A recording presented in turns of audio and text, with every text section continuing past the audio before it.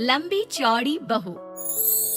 ये प्रेम कहानी शुरू होती है दिल्ली से नोएडा जाने वाली बस में।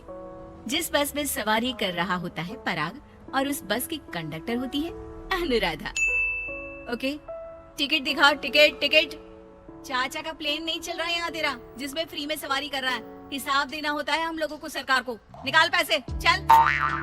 पराग दूर से अनुराधा को देखता है। अरे यार, कितनी धाकड़ लड़की है। मजाल है कोई कुछ बोल दे। कितनी समझदार और कितनी कॉन्फिडेंट। आज से मैं तो इसी बस में घर जाया करूंगा। अब क्या था, भले पराग को घर जाने के लिए 10 बस छोड़नी पड़े, भले 20 किलोमीटर की यात्रा खड़े होकर पूरी करनी पड़े, लेकिन आने जाने का सिलसिला वो अनु की बस पर ही करता। एक दिन, ओह क्या करता है तू? हाँ, मैं नोटिस करती हूँ, देखता रहता है मुझे जब देखो तब। हाँ, वो मैं तुम्हें पसंद करता हूँ और शादी भी तुम्ही से करूंगा। वाह जी वाह, तू ना कोई प्रधानमंत्री हो गया कि आज से 500 की नोट बंद और नोट बंद। ना जी ना, इतनी तो नहीं चलती, लेकिन हाँ, तुम्हें प्यार करता हूँ। तुम्हें कोई प्रॉब्लम नहीं होने दूंगा, ये वादा करता हूँ। हाइट देखिए अपनी। मेरे लिए कोई ऐसा लड़का चाहिए जो मेरी तरह लंबा चौड़ा हो। अरे जोड़ी भी तभी अच्छी लगती है।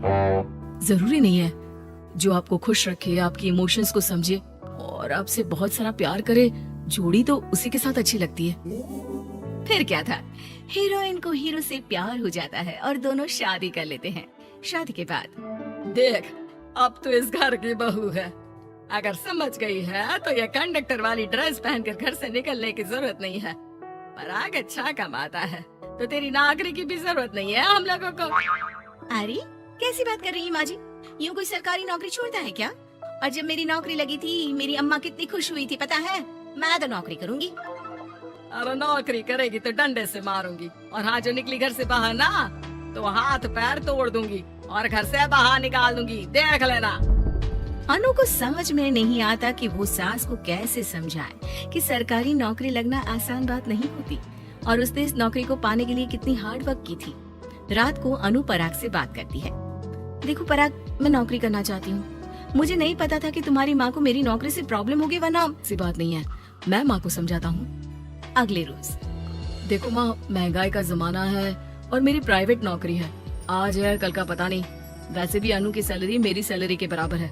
अगर ये भी नौकरी करेगी तो हम लोगों को जिंदगी जीने में आसान हो जाएगी ना। सास को बेटी की बात समझ में आती है और वो अनु की नौकरी के लिए मान जाती है। अगले रोज, बेटा बहू, तुम लोगों को लेकर मुझे कुल देवी के दर्शन के लिए जाना है, तो रविवार को दोनों सुबह ही तैयार हो जाना। अगले रोज दोनों तैयार हो जाते हैं और कुल देवी के मंदिर पहुंच जाते हैं। क्या संतोषी बहन, ये कैसी बहू ले आई हो? बहू बेटा लग रही है और बेटा बहू। अरे कोई पहलवानी लड़ानी थी क्या, जो इतनी लंबी चौड़ी बहू ले आई? अब क्या बताए पंडित जी, जो बेटे ने पसंद किया हमने उसे हाँ कर दी। अब बेटा जाने और उसका परिवार, और ये तो बस कंडक्टर की नौकरी करती है, इंटरस्टेट। और सच्ची, वाह वाह वाह, यह तो बड़ी बात है संतोषी। तुम तो किस्मत वाली निकली जो सरकारी नौकरी की बहू ले आई। ये तो वही बात हो गई कि घी के लड्डू का कोई शेप थोड़ी ना देखता है तो घी का लड्डू ही। सास को बहू की तारीफ सुनकर बिल्कुल अच्छा नहीं लगता। वो जल्दी से पूजा पाठ करवा कर उन लोगों को घर ले आती है। एक रोज, संतोषी बहन, तुम लोगों का घर बड़ा अजीब सा लगता है। भाई साहब बहन जी और बहन जी भाई साहब जैसी। अरे बस किया कर, सरकारी नौकरी देखी तो हाँ बोल दिया, और इतना भी क्या, पैसे की चिंता। चलती हूँ, खाना बनाना है।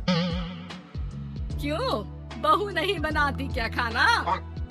अरे नहीं, वो तो नौकरी करने जाती है ना, तो उसके आने से पहले खाना बना देना पड़ता है। वरना पता है ना, आजकल की लड़कियों की जबान कितनी लंबी होती है। तेरी बहू की तो कुर्सी तोड़ने वाली नौकरी है। यहाँ बैठती है जैसे उठकर ऑफिस में बैठ जाती है। फिर क्यों थक जाती है कि खाना भी नहीं बना पाती? मेरी बहू भले कंडक्टर है, लंबी चौड़ी, लेकिन बता रही हूँ, सारा दिन सवारी से मत्था पच्ची करती है। लेकिन मजाल है, शादी के बाद एक दिन भी मुझे किचन में जाने दिया हो ना जी ना। दोनों पड़ोसन वहाँ से चली जाती है। सास बाजार जाती है और एक ट्रेड मशीन ले आती है। अरे माँ जी, इस उम्र में आप घर पर जिम खोलेंगी? अरे तेरे लिए लाई हूँ, रोज चलाकर 2 घंटे इस पर, पतली हो जाएगी।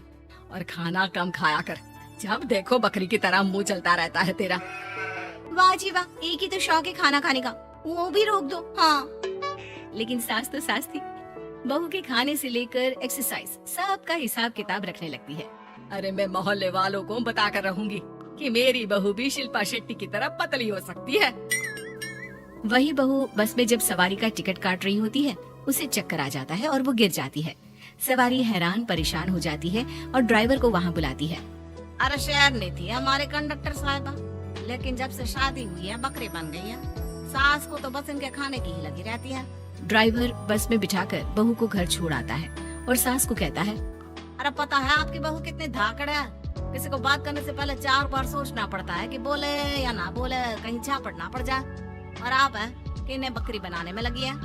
अरे चुप, निकल यहाँ से। मेरी बहू है, मैं इसे बकरी बनाऊं या फिर गीदड़, तुम्हें क्या पता लोग कैसा मजाक उड़ाते हैं कि बहू इनकी बस की कंडक्टर है। बोलो, मुझे कैसा लगता होगा? अरे काम तो काम होता है माँ जी, वो छोटा या बड़ा नहीं होता। खैर जैसे आपकी मर्जी, चलता हूँ मैं, नमस्ते। ड्राइवर वहाँ से चला जाता है।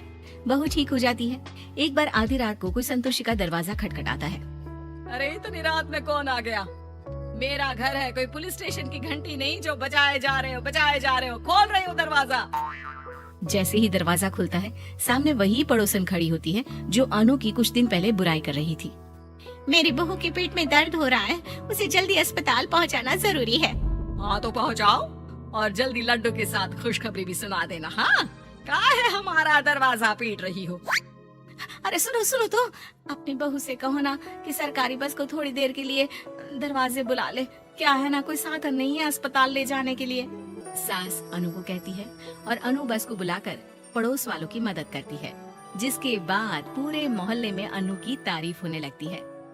सच में लंबी चौड़ी बहू के साथ साथ लंबा चौड़ा दिल भी है बहू का।